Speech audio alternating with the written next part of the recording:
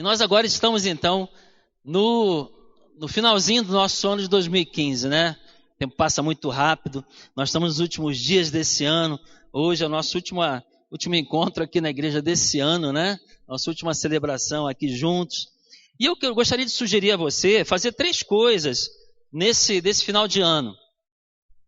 Gostaria que você arrumasse um tempinho aí nesses últimos dias. E antes do dia 31, do dia 1º, antes de virar o ano, eu gostaria que você fizesse 3 coisas aí, ainda no final desse 2015. Primeira coisa que eu acho que é muito importante, todos nós devemos fazer uma revisão de vida. Fazer uma revisão da sua vida. Como é que você está hoje? Como é que foi esse ano para você? O que aconteceu esse ano? Como é que está aí, estão as áreas vitais da sua vida? Como é que está a sua saúde, por exemplo? Quantos aqui tiveram... Eu já falei sobre isso esse ano, no início do ano, né? Quantos tiveram o propósito de fazer atividade física esse ano? Muita gente, bastante. Quem fez aí? Quem cumpriu? Parabéns, hein? Muito bom. A maioria, eu acho que levantou a mão e fez. Fazer atividade física é uma das resoluções, é uma das coisas que a gente pensa. Sua saúde, como é que está? Os seus relacionamentos, relacionamento com a sua família, relacionamento com os seus amigos, com os seus irmãos aqui da igreja. Como é que está aí as suas emoções? Você está bem? Você está se sentindo bem? Você está se sentindo feliz? Tem alguma coisa que está ainda te incomodando? Precisamos rever. E como é que estão aí as finanças? Como é que estão pontos vitais da sua vida? Ageu, capítulo 1, versículo 7, você vê lá que ele diz lá, considere os seus caminhos. Então Deus fala para a gente fazer isso mesmo, considerar nossos caminhos. A primeira dica que eu quero te dar nessa noite, fazer uma revisão de vida. A segunda é que você tenha um momento, eu chamo de momento GE. O GE, porque eu estou aqui no sul, né? Lá no Rio seria GE. Momento gratidão e esperança. Por quê? Gratidão e esperança é o que nós pensamos e nós sentimos em todo final de ano. Gratidão e esperança é porque você, com certeza, é grato a Deus por alguma coisa que aconteceu nesse ano, ou por várias coisas que aconteceram nesse ano na tua vida, eu tenho certeza disso. E você deve ser grato. A palavra de Deus nos ensina claramente que o homem grato, o homem com coração grato, Deus se agrada. E nós acabamos de cantar também que todas as coisas, elas contribuem para o bem daqueles que amam a Deus. Então, portanto, tem um momento de gratidão a Deus. Talvez você tenha tido perdas esse ano. Talvez você tenha passado por momentos de dor esse ano, de dificuldade. Mas mesmo assim, agradeça a Deus por esses momentos. Porque todas as coisas, elas cooperam para o bem daqueles que amam a Deus. Um momento de gratidão e um momento de esperança. Porque eu tenho certeza que você tem também esperança de que Deus vai fazer grandes coisas no próximo ano, no ano de 2016. Espere grandes coisas de Deus. Espere grandes coisas e coisas maravilhosas do Senhor. Porque os ouvidos do Senhor não estão desatentos, a palavra de Deus diz. A palavra de Deus diz lá em Jeremias 33, capítulo 3. Clama a mim e responder-te-ei. Eu vou responder para você. E anunciar-te-ei coisas grandes, coisas firmes, que você ainda não sabe. Eu sei que o Brasil está em crise. A nossa economia está em crise. Mas nós estamos em Cristo. Nosso Deus está acima de governo. O nosso Deus está acima de qualquer economia. O nosso Deus está acima de qualquer crise. Então espere grandes coisas de Deus, porque Ele quer o melhor para você. E Ele tem o melhor para te dar. Momento gratidão e esperança. Eu quero fazer esse momento aqui com você. Eu tenho certeza que você tem motivos para agradecer. Tenho certeza que você tem motivos para agradecer a Deus. Tenho certeza também que você tem motivos para colocar sua esperança em Deus. Você tem talvez uma dificuldade ainda para colocar, Senhor, aquele problema de enfermidade, aquele problema financeiro, aquele problema no meu trabalho. aquele problema que eu preciso resolver e eu coloco diante de Ti, Senhor. Gratidão e esperança. Quantos têm gratidão no seu coração por esse ano aí? Amém. Pode abaixar sua mão. E quantos têm esperança por esse ano? Amém. Vamos orar então, agradecendo e esperando de Deus também. Senhor, mais uma vez estamos nos colocando diante de Ti, Senhor, com gratidão e com esperança. Senhor, agradecendo porque esse foi um ano maravilhoso, Senhor. Mesmo, Senhor, para muitos de nós que tivemos perdas, nós tivemos às vezes dores no caminho, dificuldades, mas nós agradecemos porque cremos que todas as coisas cooperam para o nosso bem, segundo a Tua palavra, Senhor. Nós agradecemos pelas bênçãos, pelas vitórias, pelas realizações, pelos milagres, ó Deus, porque só Tu és capaz de fazer, Senhor.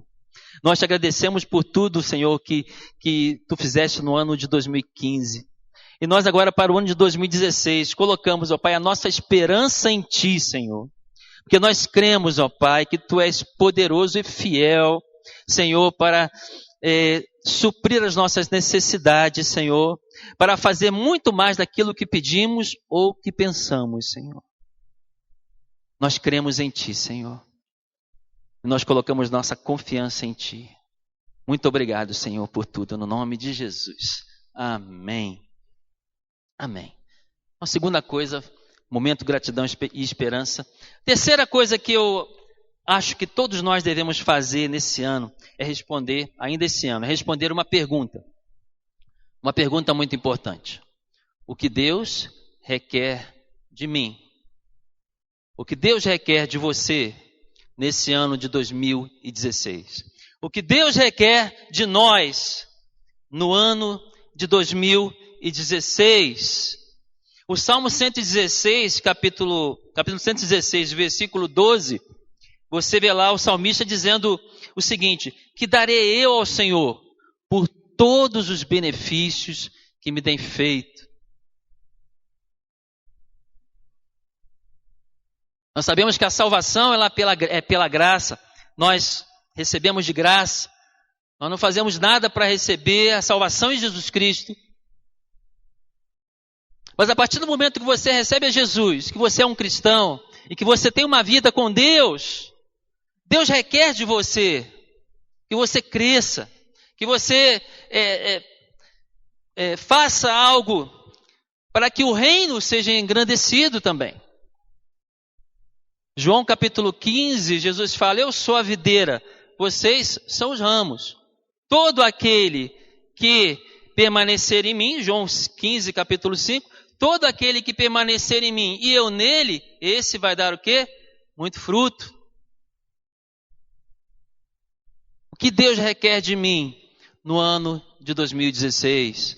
Essa é a grande pergunta aí que eu sugiro que você faça. O que Deus quer de nós no ano de 2016? Então, e pensando sobre esse tema, eu me deparei então com o texto de Lucas capítulo 5.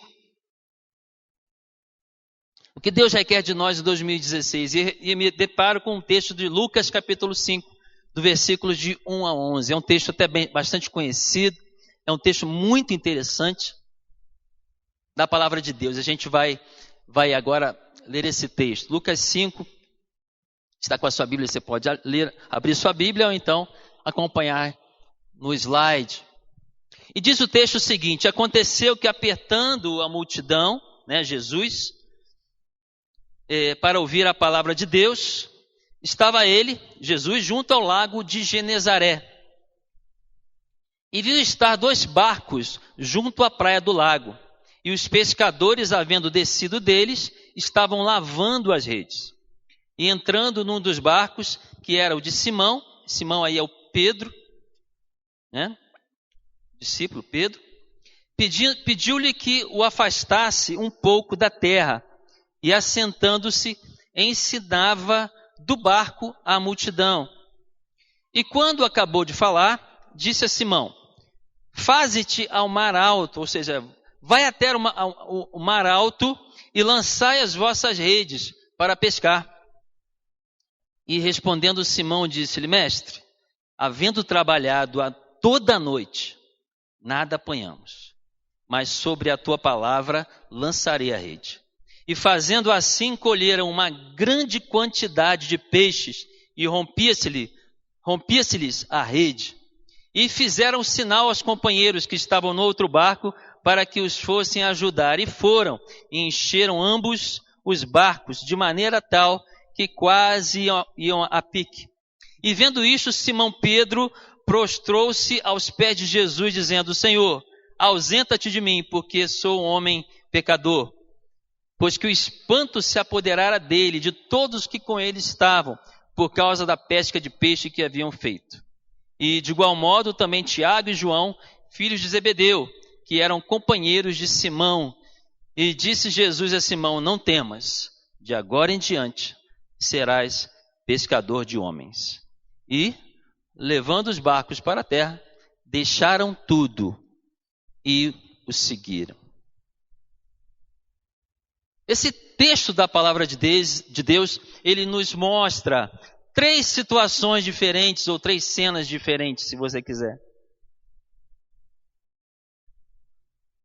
Se você imaginar a situação ali, se você for no texto, você vai ver que Jesus estava sendo acompanhado de uma grande multidão, e ele não tinha como, então, ensinar aquela multidão da forma que ele estava na praia ali. Ele precisava de um palco, de um stand onde ele pudesse estar talvez um pouquinho mais alto, um pouquinho mais afastado daquela multidão. Então a primeira cena que aparece para nós nesse texto é a cena do barco emprestado. É quando Jesus então chega para Pedro, de acordo com o versículo 3, você pode acompanhar na sua Bíblia, os pescadores desceram do barco, estavam lavando as redes ali na praia. E aí Jesus já entra no barco que era de Simão, que era de Pedro, e pediu a Pedro que afastasse um pouco da terra, e assentando naquele barco, ele ensinava do barco a multidão. Então a primeira cena que nós vemos nesse momento é a cena, o barco emprestado. E aí eu coloco emprestado entre aspas, porque Jesus é Deus. E Jesus é o dono de todas as coisas. Jesus é o dono daquele barco. Jesus é o dono do seu barco. Jesus é o dono do meu barco também. Jesus é dono de tudo que nós temos. Mas Ele pede a você, Ele pede a mim: eu quero usar o seu barco. Eu posso usar o seu barco? Eu sou o dono do universo. Eu tenho tudo nas minhas mãos. Mas eu quero que você me dê o que você tem. O que você tem nas mãos. Então a primeira coisa que Deus requer de nós em 2016, eu tenho certeza disso. Deus requer de nós disponibilidade. Deus quer usar o que temos nas nossas mãos. O que você tem nas suas mãos? Pedro, naquele momento, tinha o barco. O que nós temos nas nossas mãos? Deus quer usar.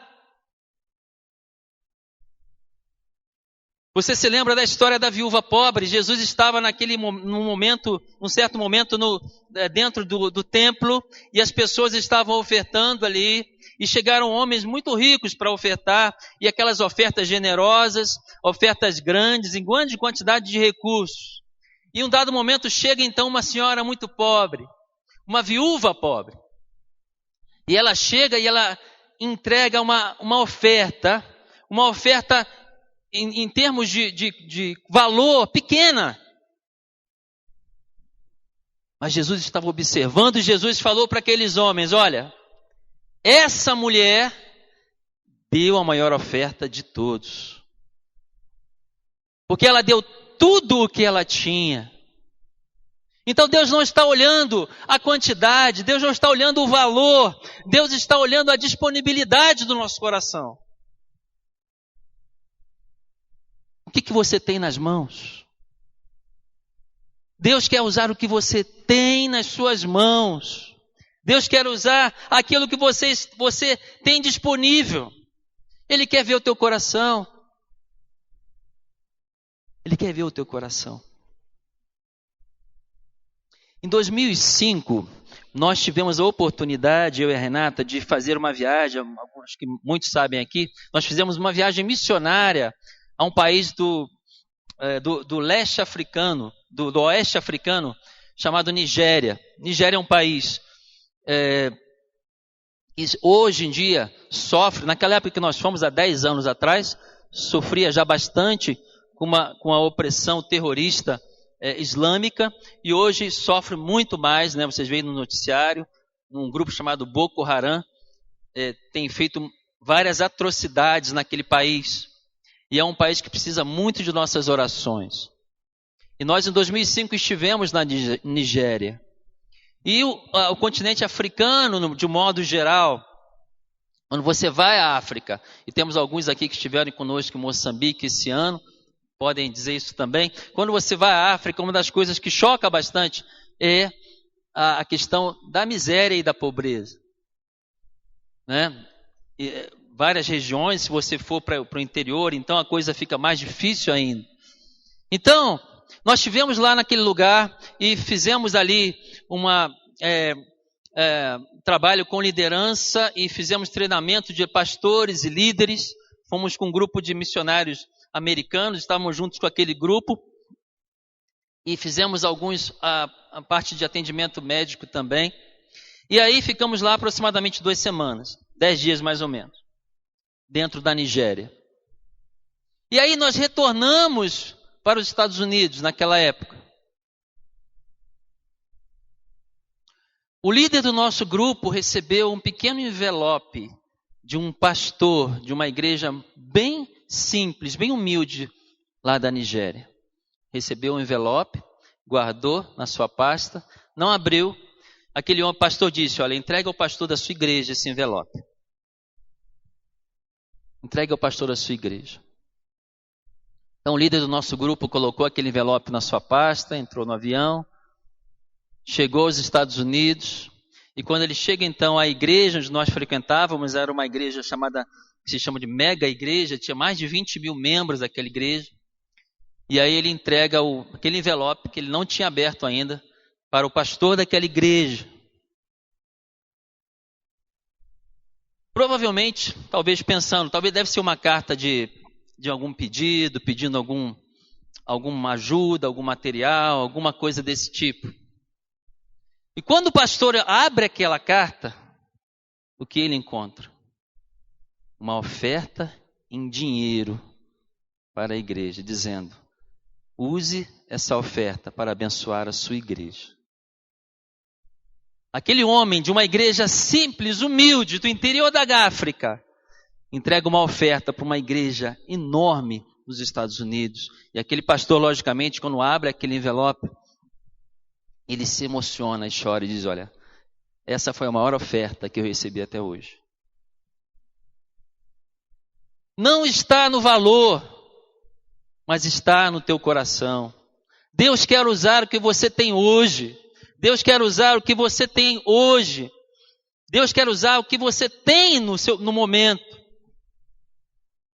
Êxodo capítulo 4, versículo 2, Moisés estava lá sendo chamado por Deus para aquela empreitada de libertar o povo de Israel do Egito. E aí Moisés estava naquele momento meio que lutando com Deus, dizendo: Deus, não sou eu a pessoa. Você escolheu o cara errado, Deus. Eu tenho esse problema, eu tenho aquele problema, não posso ir. E Deus falou: Moisés, o que você tem na sua mão, Moisés? Foi a pergunta mais importante que Deus fez para Moisés naquele momento. Moisés, o que você tem nas mãos? Moisés tinha o quê? Um cajado. Moisés, joga esse cajado no chão. Se transformou numa serpente. E Moisés depois pega aquela serpente e se transforma novamente no cajado. Com aquele cajado, Moisés vai ao Egito. E através do poder de Deus, Moisés toca nas águas do Mar Vermelho com aquele cajado. E o Mar Vermelho se abre. O que você tem nas mãos? Eu quero usar isso, Deus está dizendo. O que você tem nas mãos, entregue ao Senhor, deixa Ele usar. Deixa Ele usar o seu trabalho, deixa Ele usar os seus bens, deixa Ele usar os seus recursos, deixa Ele usar as suas habilidades, os seus talentos, que são muitos, eu sei. Deixa Ele usar os seus dons, as suas circunstâncias, muitas vezes uma circunstância difícil. Eu sei, muitas vezes uma circunstância de luta, de dificuldade. Deus quer usar essa circunstância para abençoar a tua vida e a vida de outros. Deus quer usar as suas experiências do passado, as suas marcas do passado, o que você teve na tua vida que te marcou.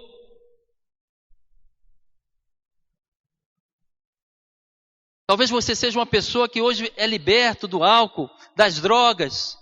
Talvez hoje você tenha uma experiência de um casamento restaurado, que Deus restaurou o teu casamento. Deus quer usar isso. Deus quer usar essa experiência para que você possa abençoar outros que estão hoje vivendo um problema semelhante. O que você tem nas mãos? Deus quer usar o teu barco. Deus quer usar o que você tem nas mãos. Qual é o teu barco? Ah, Mário, eu tenho dificuldade, eu tenho medo de abrir minha casa para um grupo familiar, eu tenho medo de entregar mais do que eu tenho, eu estou segurando. Deus quer usar, meu irmão, Deus quer fazer o melhor para você, e quando Ele pede, Ele tem o melhor para você. Quando Ele pede, Ele tem muito mais do que a gente imagina. Entregue o que você tem. E Deus vai abençoar. Entregue o que você tem. Deus usou o cajado de Moisés. Deus usou o estilingue de Davi.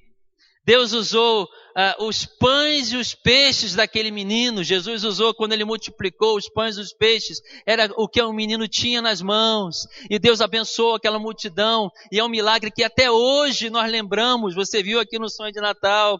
Deus usou o barco de Pedro. Ele quer usar hoje o que você tem nas tuas mãos. Ele quer usar o que você tem nas mãos. Então Deus requer de nós, em 2016, disponibilidade. E aí vem uma segunda cena depois disso.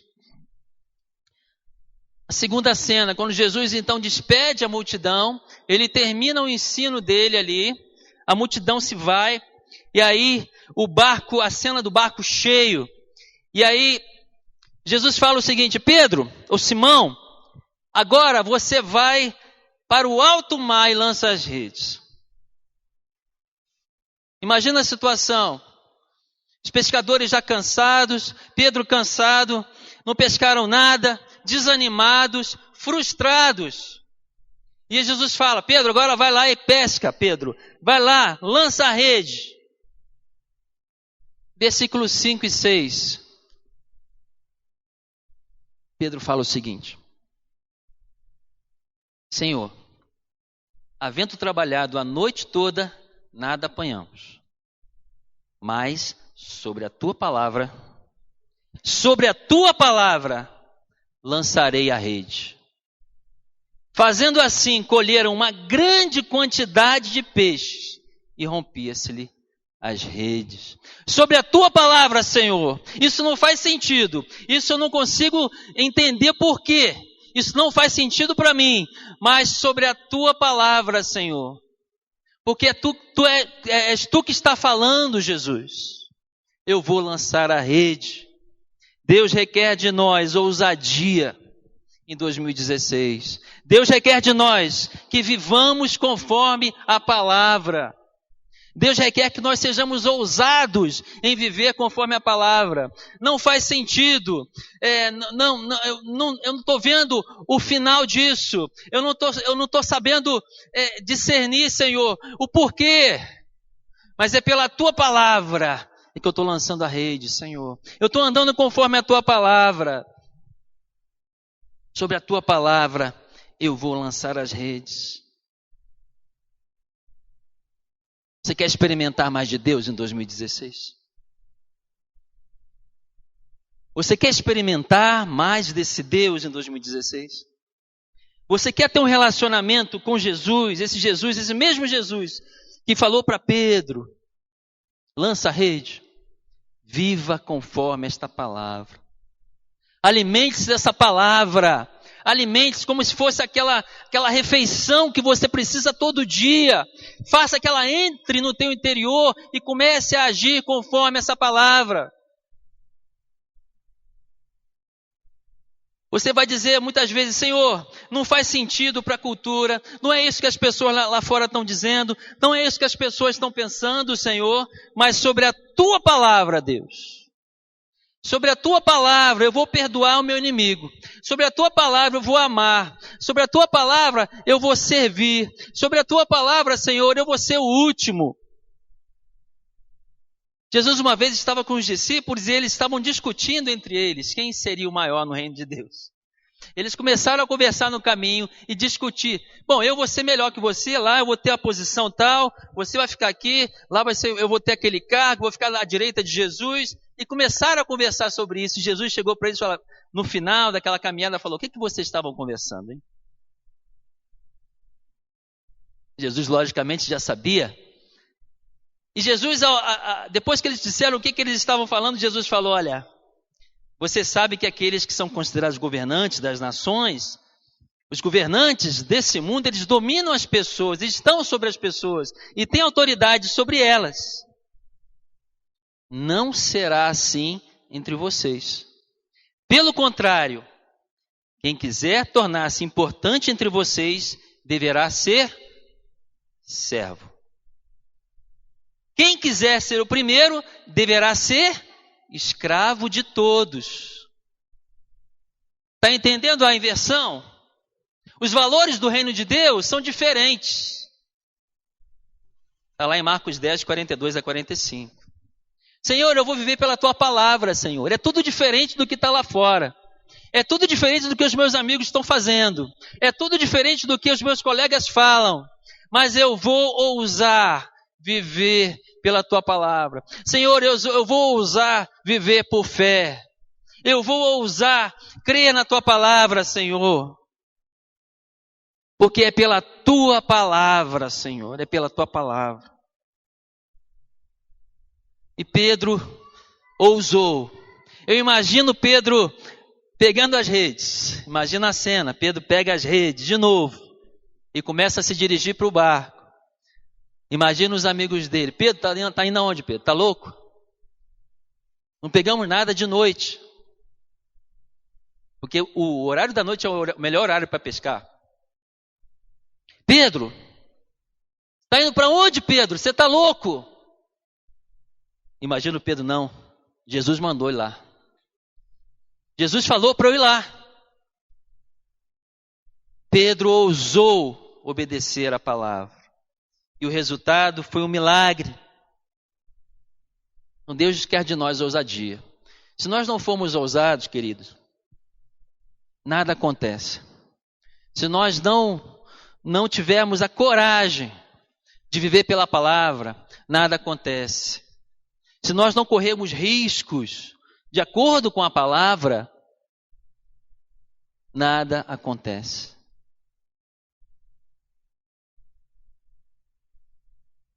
Viver pela fé, ser ousado, você vai experimentar mais de Deus. E a terceira cena que aí vem desse texto é a cena do barco deixado.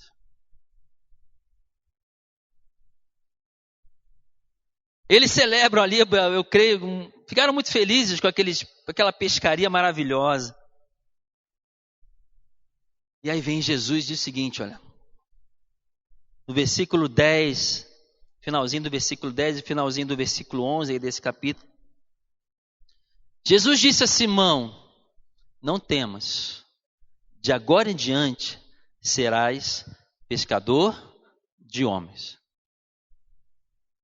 Pedro, agora a proposta para mim, para você, é diferente, é maior, está num outro nível. Você agora vai ser pescador de homens. Agora você vai lidar com pessoas. Agora você vai lidar com gente. Agora você vai pescar pessoas. Você vai alcançar pessoas para o meu reino, Pedro. Versículo 11b diz o seguinte, eles deixaram, o final do versículo 11, né? Eles deixaram tudo e o seguiram. Deixaram a rede, deixaram o barco.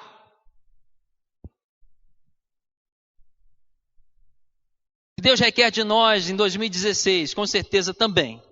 Deus requer de nós compromisso. Deus requer de nós compromisso. Deus quer que nós demos o próximo passo. Deus quer que nós tenhamos a coragem de, crendo que o nosso nível de compromisso com Deus vai aumentar, de dar o próximo passo em direção a um compromisso maior, em direção à maturidade. Deus quer te levar a lugares que Ele nunca te levou antes. Deus quer te colocar no nível mais alto de vida com Ele. Quando Pedro deixou as redes, ele partiu para uma jornada incrível.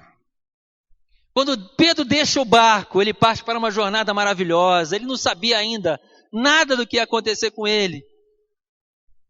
Pedro se tornou uma pessoa perfeita? Não! Ele caiu muitas vezes no caminho, nós conhecemos a história de Pedro. Mas ele teve a coragem de dizer, eu vou dar esse passo. Eu vou deixar o que eu estou fazendo e seguir o convite desse homem. Porque este homem não é um homem qualquer. Jesus convida você a dar o próximo passo. Jesus convida você a assumir um grau de compromisso. Um compromisso maior. Talvez a renunciar a alguma coisa. Talvez a deixar de fazer alguma coisa.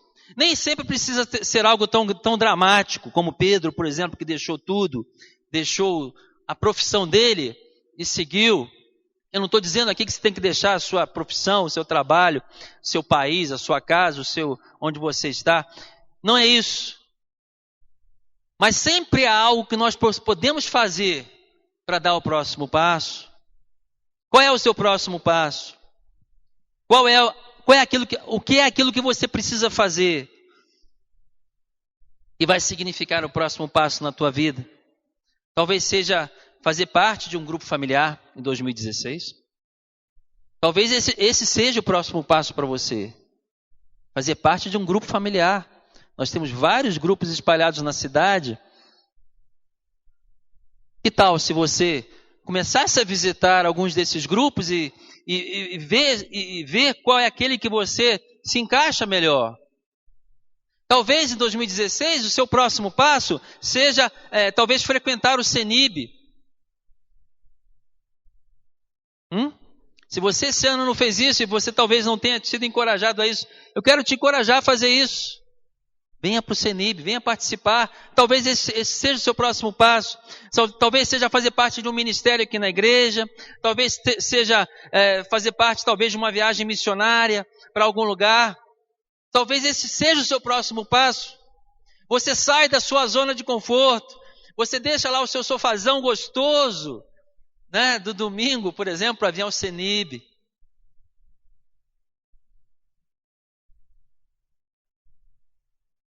Talvez seja ter um momento diário com Deus. Talvez esse seja o seu próximo passo. Mário, eu não consigo fazer a minha meditação, não consigo ter um momento da minha agenda, o meu dia é corrido demais. O meu dia, eu tenho muitos afazeres. Então, querido, deixa eu te falar uma coisa. Se você é ocupado demais, se você tem muitos problemas, muitos afazeres, muitos compromissos, você não pode se dar ao luxo de deixar de ter um momento com Deus.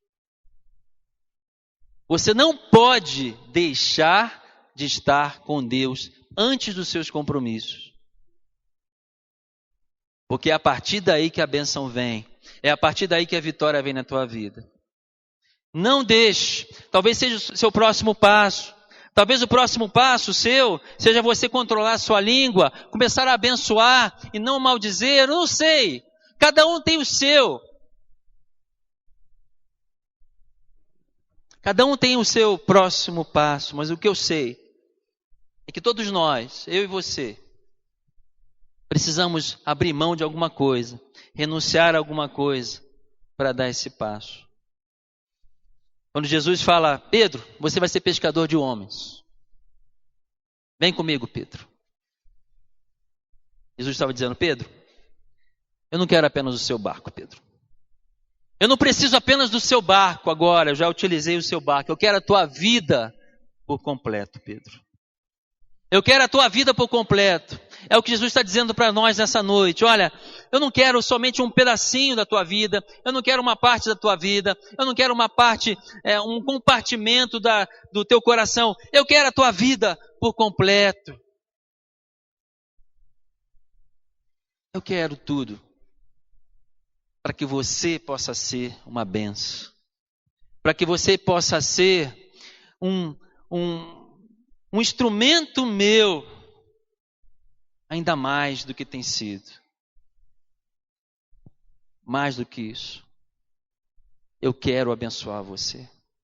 Eu quero fazer você prosperar.